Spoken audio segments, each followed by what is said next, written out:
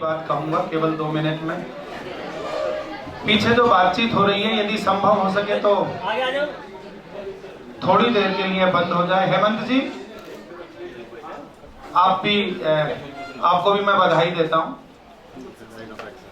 हमारे मंच पर उपस्थित आज के समारोह के अध्यक्ष श्री वेद प्रकाश बटुक जी, विशिष्ट अतिथि के रूप में उपस्थित आदरणीय गंभीर जी, राम बहादुर व्यथित जी, कैलाश चंद जी, मेरे बड़े भाई आदरणीय श्री ओमवीर तोमर जी, आज के इस मैराथन कार्यक्रम का संचालन करने वाले राजकुमार राज जी, इस समारोह के आयोजक धनुष यज्ञ यही कारण हुई ऐसे श्री हेमंत शर्मा जी, सामने उपस्थित रतन जी, चंद्रमणि ब्रह्मदत्त जी, भाई इंद्रजीत सुकुमार, इतने श्रेष्ठ गजलकार बैठे हैं इतनी देर से, दुर्गेश मेरे छोटे भाई बैठे हैं और प्रिय बंधु।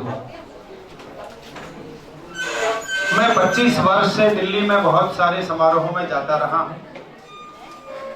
2-3 हजार कवि सम्मेलनों में कविताएं सुनाई होंगी और 200-300 पुस्तक विमोचन समारोहों में भी मैं गया होऊंगा।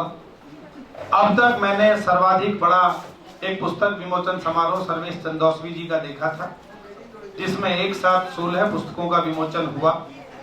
मैं उत्कर्ष प्रकाशन को बधाई देता हूं कि उन्होंने दिल्ली का Guinness book of world record का ये रिकॉर्ड कायम किया। मैंने तो 25 वर्षों में एक साथ एक स्थान पर इतना, ये मत सोचिए, कई बार लोगों को लगता है कि व्यवस्थित नहीं हो रहा, कई बार लगता है कि एक साथ इतनी पुस्तकों का विमोचन। यश भारती यदि उत्तर प्रदेश सरकार एक साथ 54 लोगों को दे सकती है तो उत्तर प्रदेश का ये संस्थान उत्कर्ष प्रकाशन भी 20 व्यक्तियों की रचनाओं का प्रकाशन कर सकता है। मैंने ऐसे भी समारोह देखे कि एक पुस्तक का विमोचन हो, 20 लोग बैठे रहते हैं और समारोह के अंत तक उन 20 की संख्या भी नहीं बचती। प्रश्न ये महत्वपूर्ण नहीं है दोस्तों कि 20 पुस्तकों का लोकार्पण हुआ। प्रश्न ये है कि 20 रचनाकार जिनकी पुस्तकों का आज उत्कर्ष प्रकाशन ने ये विमोचन समारोह रखा है, उन सब के लिए ये व्यक्तिगत रूप से अलग महत्व रखता है। जयपुर का रचनाकार आएगा, कल जयपुर में बताएगा मैं दिल्ली गया था, मेरी पुस्तक का विमोचन हुआ। आदरणीय बटुक जी जैसे बड़े रचनाकार के कर कमल पुस्तक से लग गए तो उसके लिए वो एक याद में शामिल हो गए। कोई सोनीपत से आया है, वो कहेगा तोमर साहब का आशीर्वाद मुझे मिला। गंभीर जी वहां थे, एक छोटा सा कवि है प्रवीण शुक्ल, वो भी वहां था। तो निश्चित रूप से हमारी स्मृतियों में कुछ चीजें अंकित हो जाती हैं। पुस्तक का जीवन में बहुत महत्व है, इसलिए महत्व है कोई भी पुस्तक किसी नए रचनाकार की आंखों का सपना है, किसी प्रौढ़ रचनाकार की सफलता का सोपान है। कई पुरस्कार पिछले दिनों घोषित हुए, बड़े बड़े लोगों ने एक प्रश्न खड़ा किया, मेरी बात को गंभीरता से आप समझेंगे तो पुस्तक का महत्व क्लियर हो जाएगा। एक रचनाकार को भी यश भारती का सम्मान मिला 11 लाख रुपए राशि का, तो तुरंत लोगों ने दूसरी बात नहीं पूछी, पहली बात ये पूछी उनकी कितनी पुस्तकें प्रकाशित है। कोई बड़ी उपलब्धि, किसी को पद्मश्री मिलती है, लेखन के क्षेत्र की बात करता हूं, किसी को कोई बड़ा पुरस्कार मिलता है, तो उसका महत्व किस बात से आंका जाएगा? उसका महत्व इस बात से नहीं आंका जाएगा उसने कितने कवि सम्मेलन किए, उसका महत्व इस बात से नहीं आंका जाएगा उसने जिंदगी में कितना धन अर्जित किया, उसका महत्व इस बात से नहीं आंका जाएगा वो एसी कमरे में सोता या नहीं सोता, उसका महत्व इस बात से नहीं आंका जाएगा कि वो देश के किन बड़े लोगों के साथ रहता है। यदि वो लेखक है और लेखन के क्षेत्र में उसको कोई भी बड़ी उपलब्धि मिलती है तो उसका महत्व इस बात से आंका जाएगा उसने लेखन के क्षेत्र में क्या किया, और इसका यदि कोई प्रामाणिक दस्तावेज हो सकता है तो वो केवल और केवल उस रचनाकार की पुस्तक हो सकती है।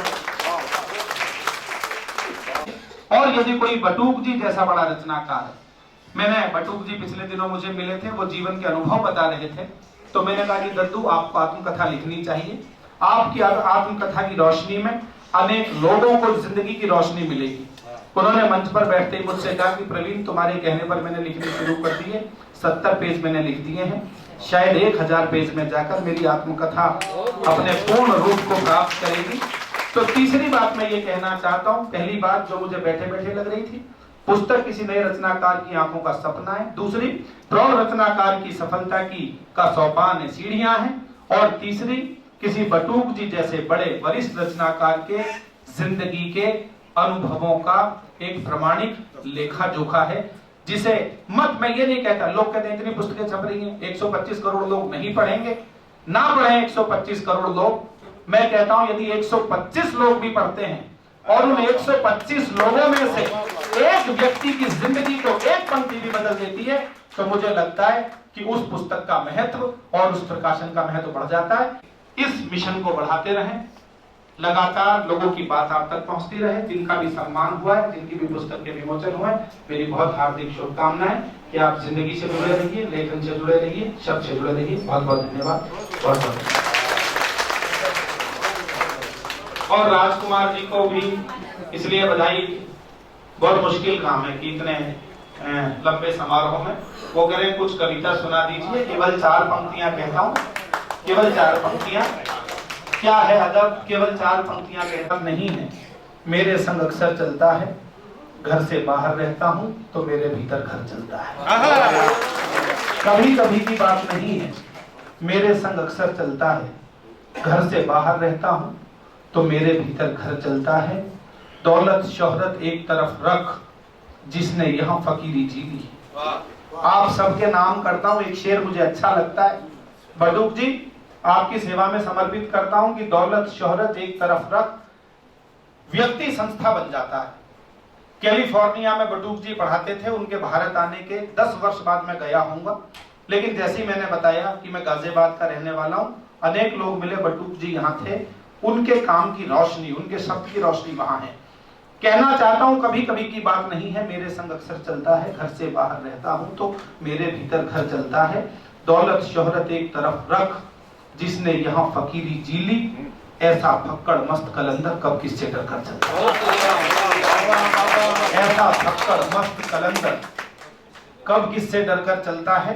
और तमाम रचनाकारों के लिए ये 2 पंक्तियां समर्पित करता हूं कि काम करोगे अगर अदब में, तुमको सदियां याद रखेंगी।